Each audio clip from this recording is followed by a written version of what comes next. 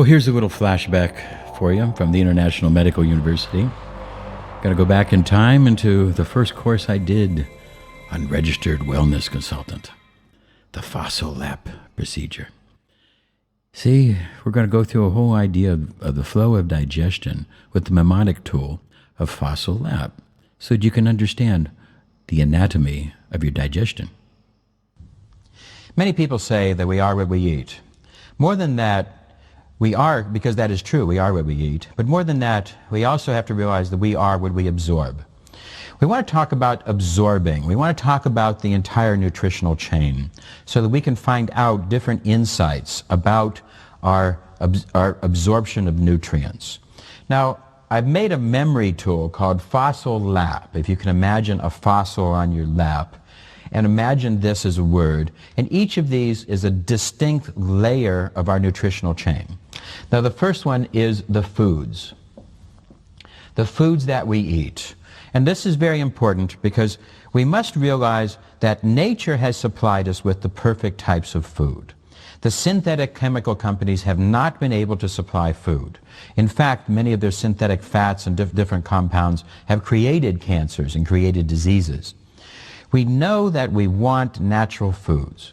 We want fresh and raw natural foods. Juicing is excellent to help liberate some of the nutrients because sometimes our digestive channels are weak and we have a hard time separating those nutrients.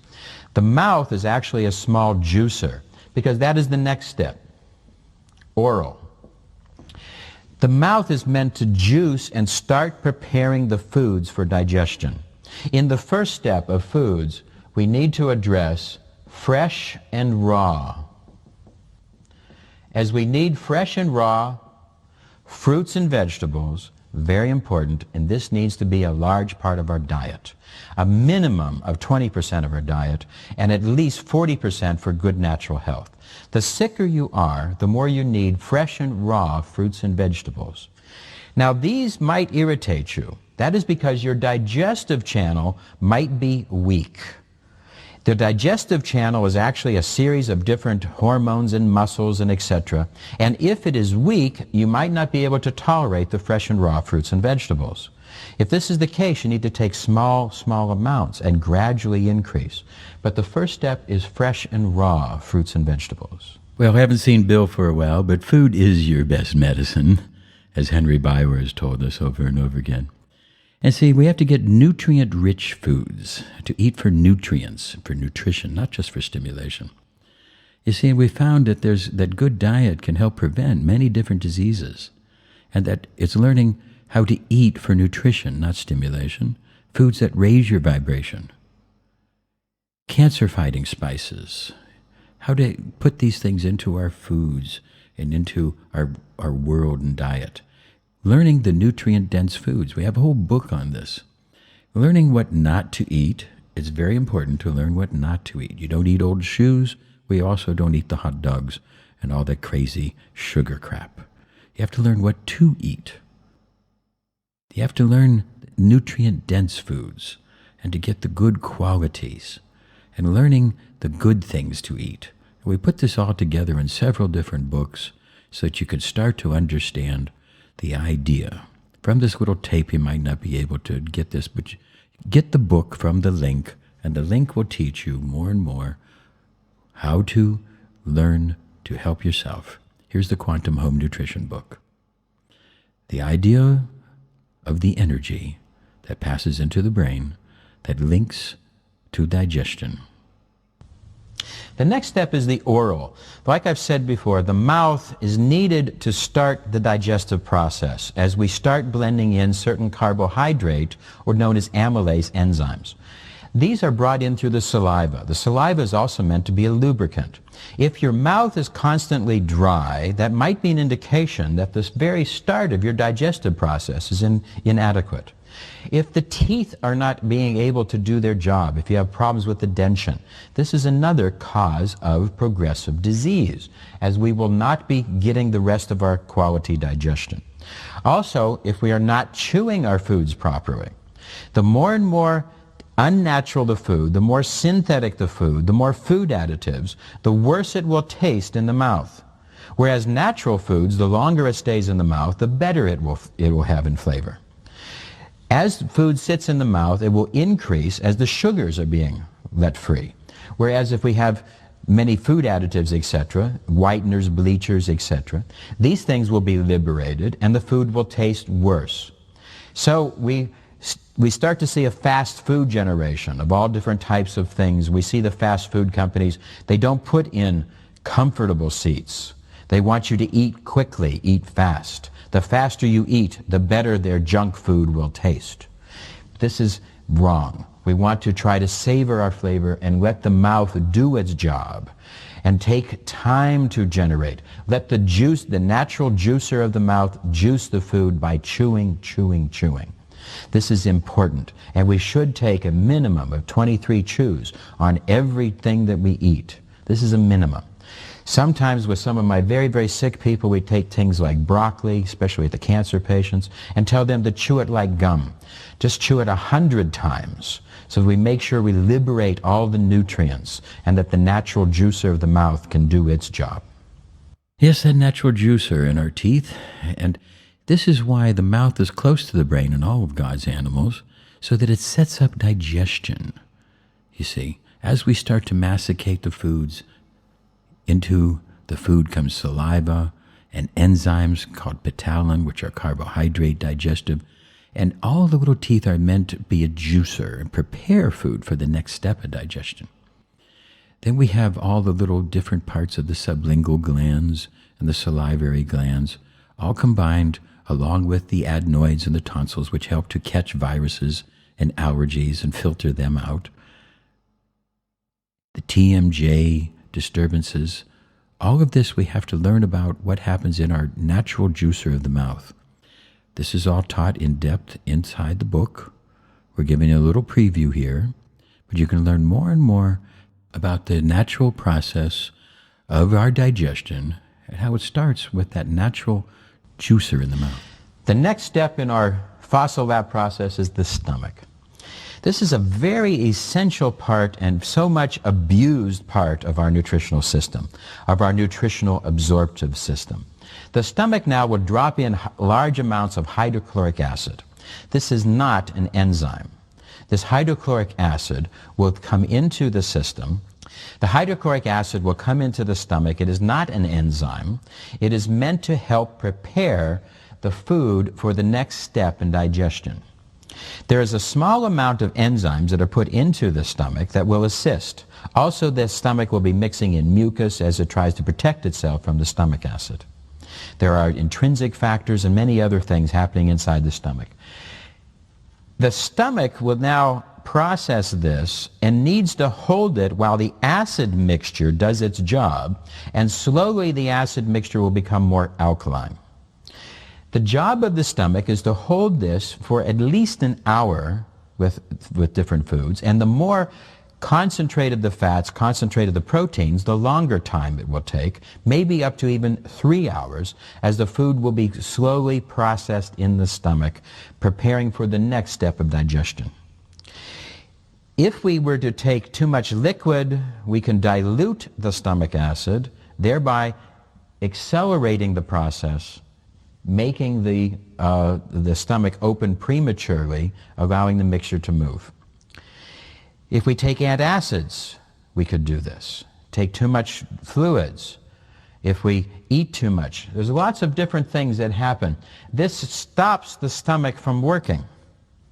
The stomach wants to do its job, and we create a tension. When the stomach opens at the pyloric valve to let the food into the small intestine, there also is a release of a hormone that has anti-depression effects. So getting the stomach to release not only relieves the tension, but also produces an antidepressant. But the food that escapes now to the small intestine is not properly prepared. This will allow the formation of large undigested fats, large undigested proteins, and the large undigested fats and large undigested proteins will now not be properly prepared for the small intestine. It will burden the small intestine, produce problems for our nutrition, and create a host of different problems. We will now not have proper fats in our bloodstream, not have proper proteins or amino acids in our bloodstream. As our amino acid and fatty acid pools in our bloodstream will be a problem. As this is a problem, it will create more of a tension, and we will start to see many of the accelerative degenerative diseases start when we are children and we don't follow the rules of the stomach. The rules of the stomach, meaning allowing the stomach to do its work, relaxing after a meal for 45 minutes so that the stomach can be able to process its food, minimizing the amount of liquid, not taking antacids, not taking coffee, not taking milk with a meal, all these different things which are covered in the rules of the stomach. There are many texts along with all these different movies on this CD to help you to understand more fully what we are trying to say. But allow the rules of the stomach to come into your life. You will see that many of the quote, beautiful people in the world are people who follow the rules of the stomach. And you should too. The rules of the stomach, so important there, Bill. Well, thank you. This is Desiree Dubonnet. Here we have the stomach.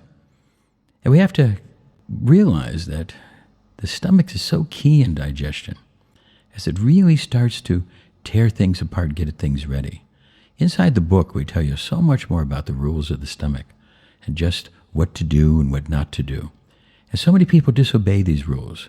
They take antacids to weaken the acid-alkaline environment. They drink too much. You know, you have to understand that your stomach empty is the size of your fist and your stomach full is the size of your head.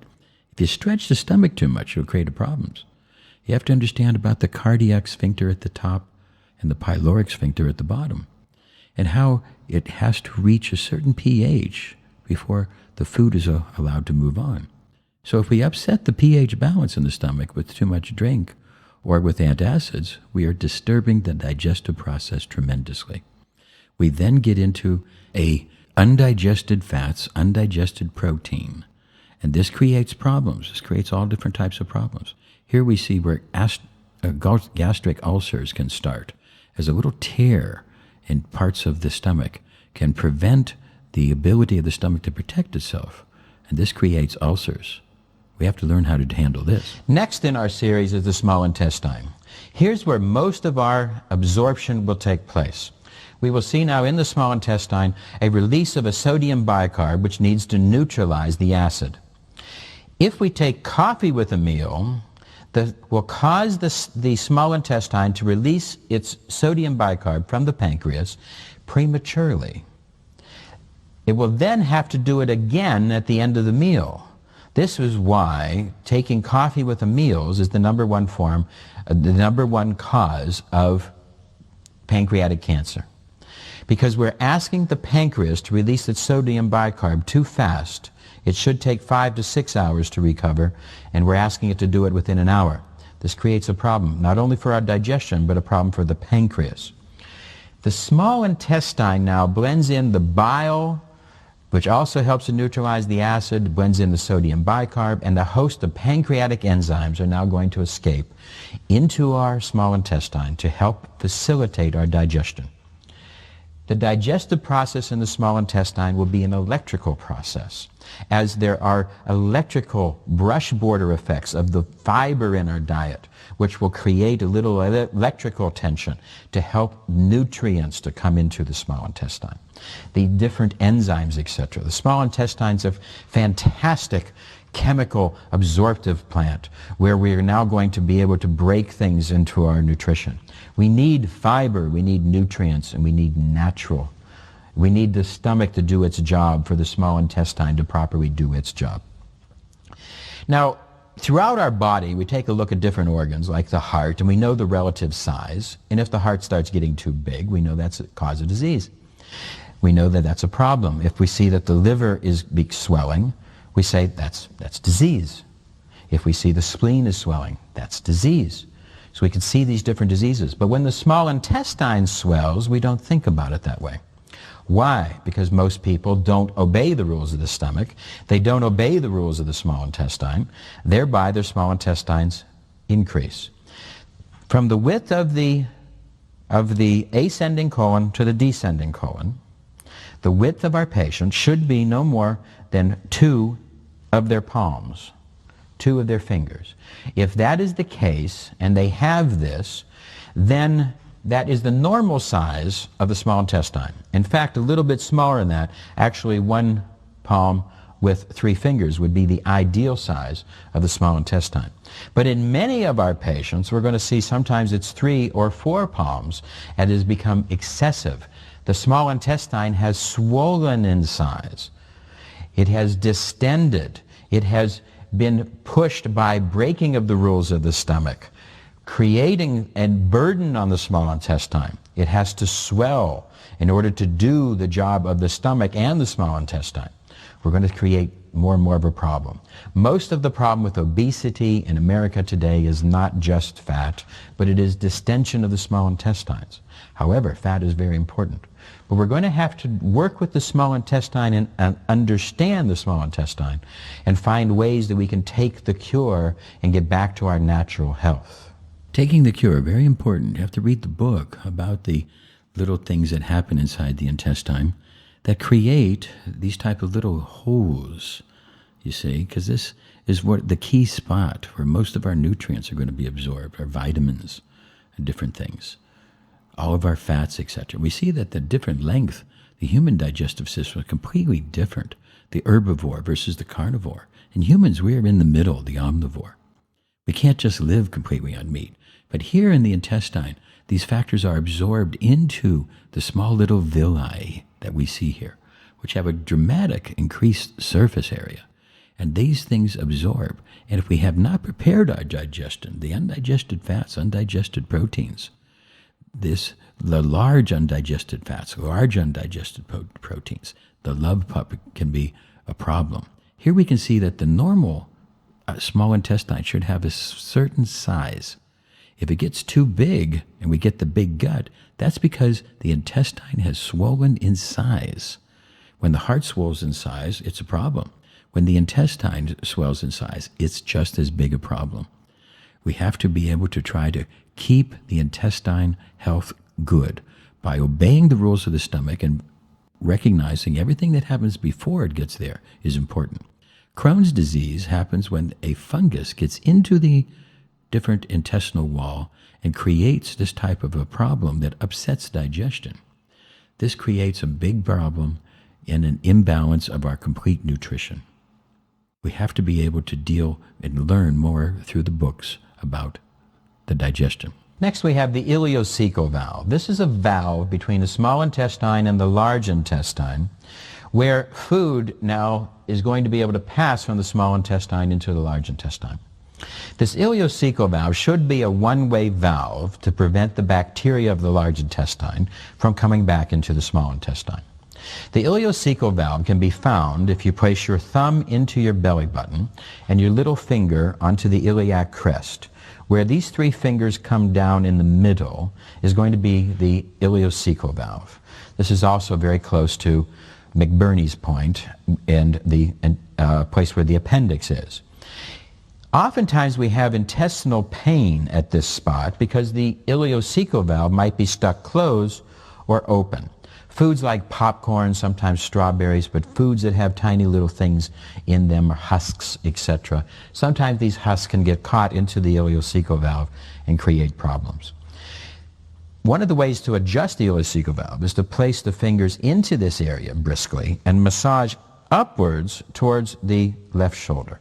And by doing this 10 times where there's pain, that can help the ileocecal valve to get the message to help stabilize. If it's open or closed, it can help to regulate it back to where it should be. This is known as the ileocecal valve massage. This is a very important point because if the ileocecal valve is stuck closed or stuck open, we can have a host of different problems that are going to be generated as we are not going to be properly absorbing our nutrients. Yes, that ileocecal valve right there in between the belly button and the hip crest, It's called McBurney's point in medicine. You see, and that can create a problem. It also can be a sign of appendicitis. It's right there next to it. But when we have a blockage in the ileocecal valve, a slight little massage can help to free that up. It's very important to learn about all these things and to recognize, here we have the greater omentum. This is the fat area. There's one on the inside and there's one on the outside. And this helps to protect as well as provide a base of nutrition if there's ever a fasting situation. Next, now we can talk about the large intestine. Now for the first time, we're going to need help. We need bacteria, we need fungus, we need viruses. We have a host of microorganisms that are going to infest the large intestine. The baby is born with a sterile large intestine, and the colostrum, or the release of the mother's milk the first couple of days, will have a type of bacteria that will help populate this. This is very important as we're going to now start the process of getting the digestive system, getting the proper bacteria into the bowel.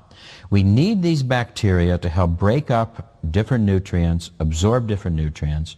We need these bacteria to help us absorb and synthesize many different vitamins in a natural way. And there's going to be literally hundreds of different types of microflora. This incredibly complex system is dominated by the number one bacteria known as Bacteroides. Bacteroides will account for 60 to 70% of the weight of your stool. This is an anaerobic bacteria, meaning it's a nasty, bad bacteria, and it belongs in the bowel. If it escapes out of the bowel through some type of hose, what we call leaky gut syndrome in the large intestine, this type of bacteria can then get into create hemorrhoids. It can go to different areas and create varicose veins because it likes to get into venous or vein tissue. It's a nasty little bacteria, but it's absolutely needed for digestion. In addition to that, now we also have the lactobacilli of Acidophilus, Bifidus, Bulgaris, and Salvarius, and many of these other types of bacteria, which are then there also. These are aerobic bacteria, and they are good bacteria that will help us in digestion.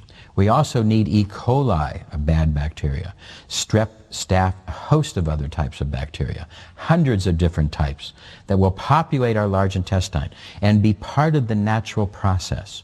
Bacteria are not our enemies. They are part of God's plan, and we need them for existence. The germ theory was incorrect.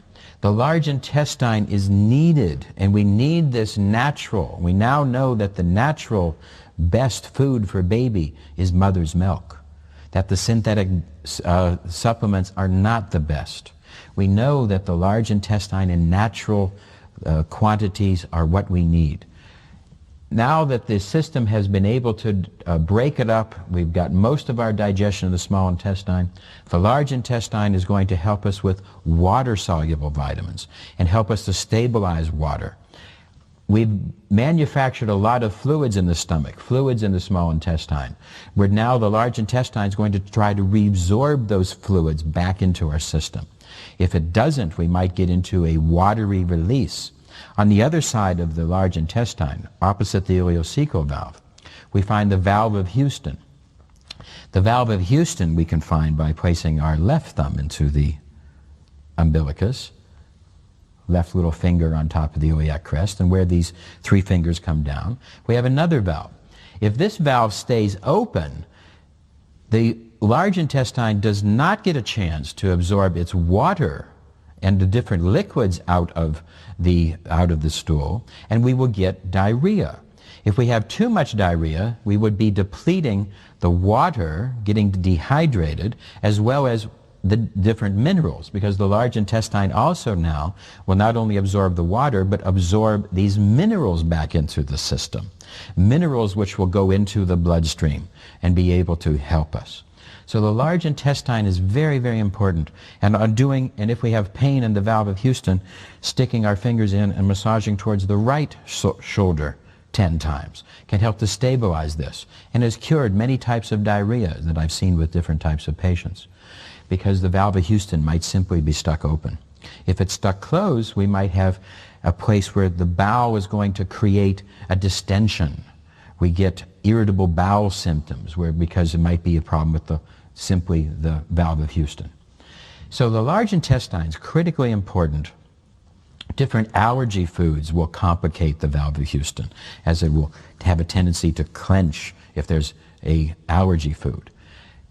So the large intestine now, we blend in the bacteria to help us. The symptom of a problem of the large intestine is going to be too much rectal gas, because that means that there's a problem in the bowel flora, an upset. But this is extremely important in our digestive system. Yes, like we're saying, now let's go through the intestine here, and we can see that as food goes through, it starts to sweep through here. That creates a brush border effect that can help to stimulate the nutrition absorption. So in the small and large intestine, we can see that it's very important that we keep this clean and we have fiber in our meals, natural good fruits and vegetables that help to sweep all these little things out. And what we are is a big tube that goes from the mouth all the way down to the anus. Now we're into the large intestine now, you see.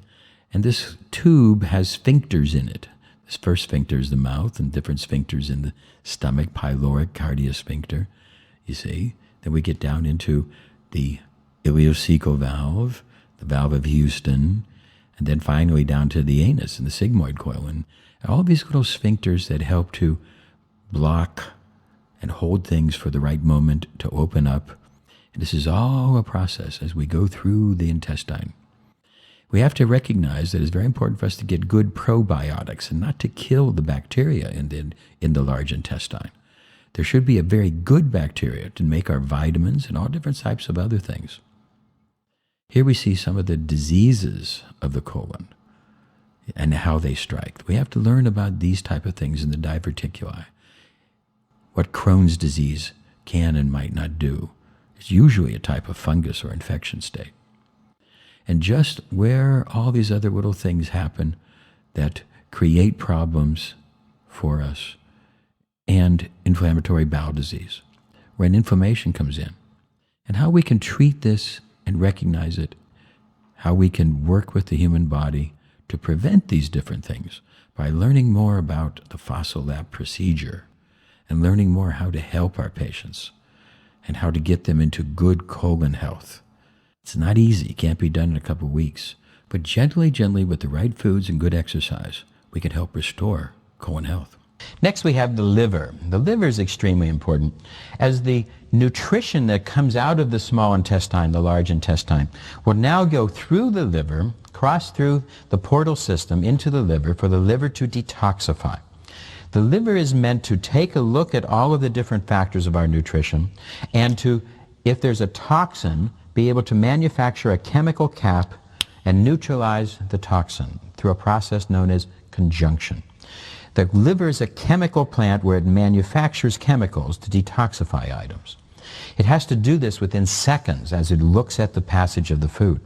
The liver is extremely essential, and it's the seat of life, life. It's the seat of detoxification. It's very, very important. Certain times, large toxins, large undigested fats, large undigested proteins, or large toxins in our system can get into the large intestine, small intestine, into the lymphatic system, sometimes crossing the border inappropriately, and thereby not getting a chance of the liver to detoxify. So there again, if we disobey the rules of the stomach, we can create a problem where large undigested fats, large undigested proteins can escape around the detoxification of the liver and get into the system to create problems and diseases in many other places.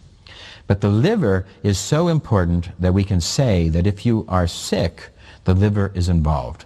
Because in every sickness, the liver, in its ability to create anti-inflammatories, create stable factors, detoxification factors, assist the immune system, assist many other different types of things, the liver's involved in every disease. And taking good care of the liver by not drinking to excess, staying away from toxic drugs, staying away from all the other different excess toxins in our environment, these are things that we need to do for our liver, as well as take good liver herbs, liver juices, and help to cleanse our liver, and oftentimes once or twice a year doing a liver flush. Yes, a good liver flush can help. Here we see the liver. It's very important, and it can rebuild itself. It does so many things.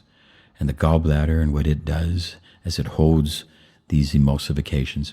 If you get into the books, you're going to see real good, definite idea of just all the functions that the liver does and how it provides a type of bile that will emulsify fats into the small intestine, making an electrical absorption.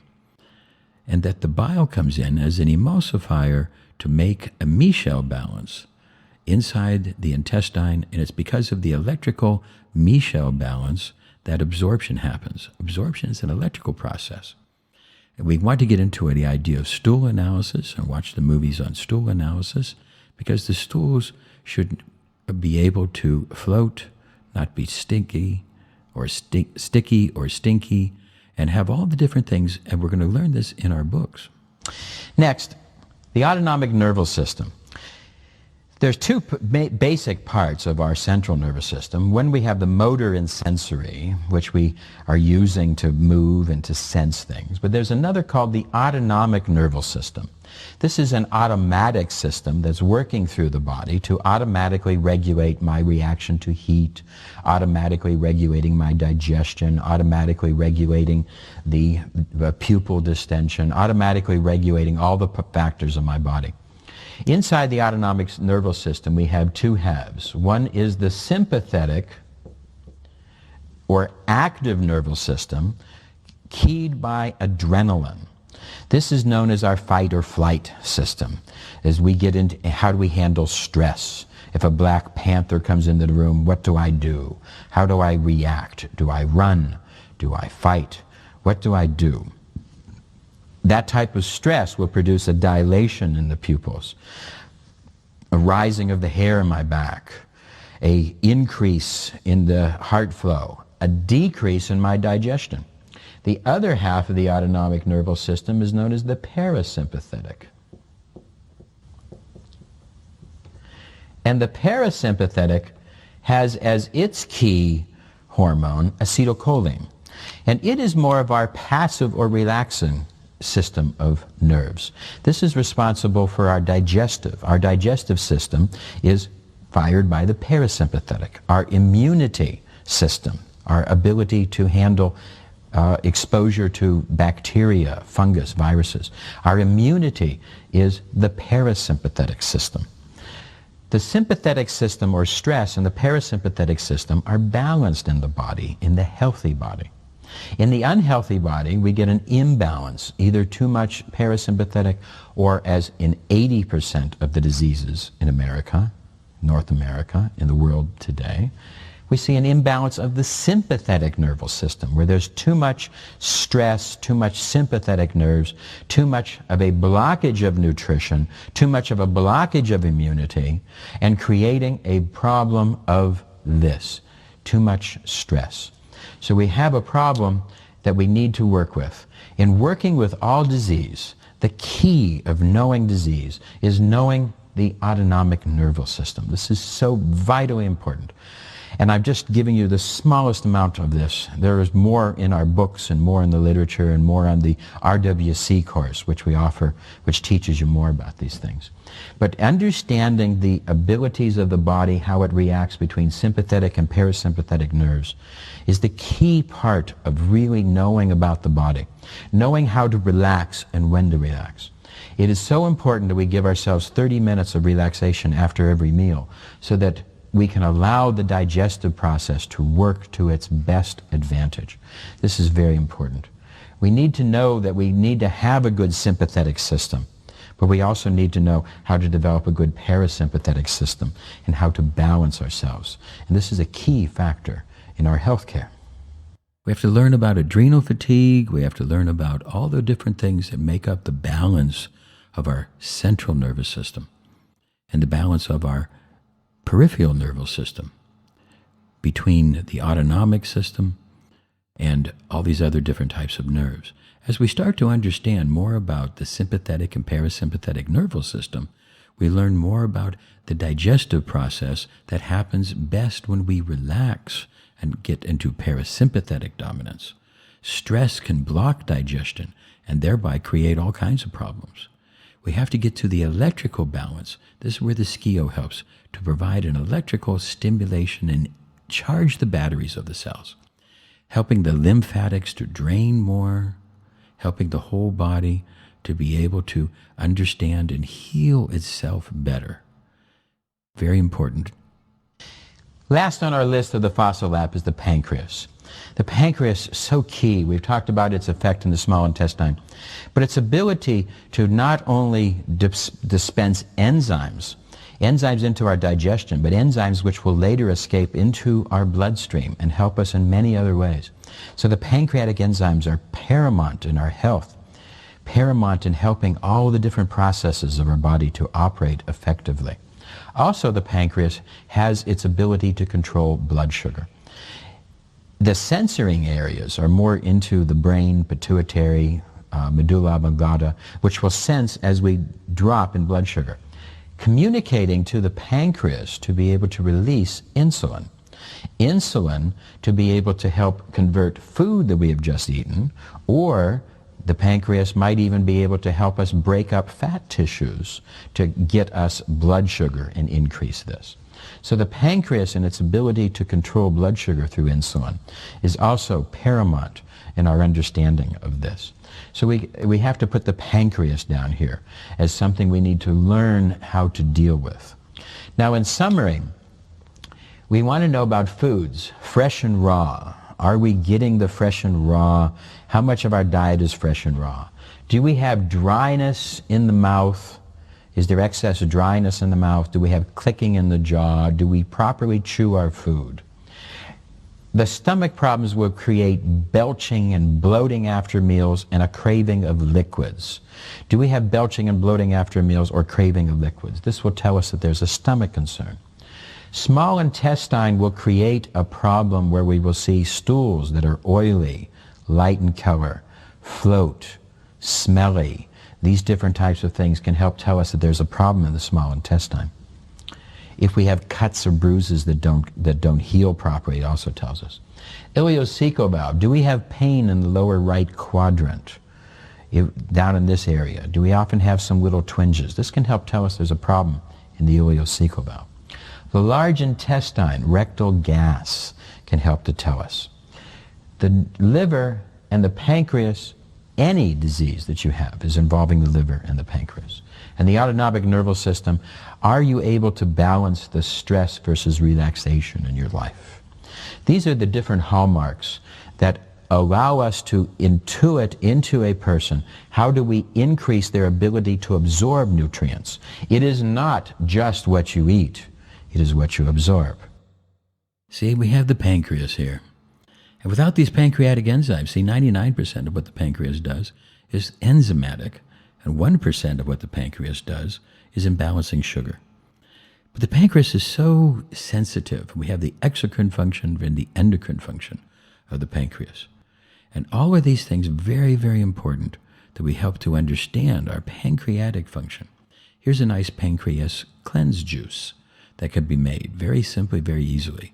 Should use this a couple times a month, not every day. We learn about weight loss in the Quantum Weight Loss book. We can learn about juicing. If our juicer, our oral problems, we can help to juice them. We have to learn about sugar, diabetes. These are all the books that I've been giving you.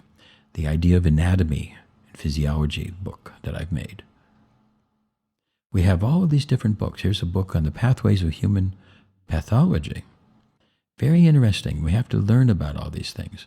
What diabetes is and how it affects us and why it creates a problem with our sugar balance and how taking in too much sugar can create that. As we start to understand more about our digestive system, we recognize that we are what we eat, but we're also much more what we absorb. And as we learn more and more about these things, we come to understand our bodies, understand the hormones, understand ourselves, understand our heart and the magnetic action of what we are. So in this little movie here, I've tried to help tantalize and inform you a little bit of just what you need to know in order to become a registered wellness consultant. This is Desiree Dubonnet, And I hope you get into the books and into the rest of the movies and learn more and more.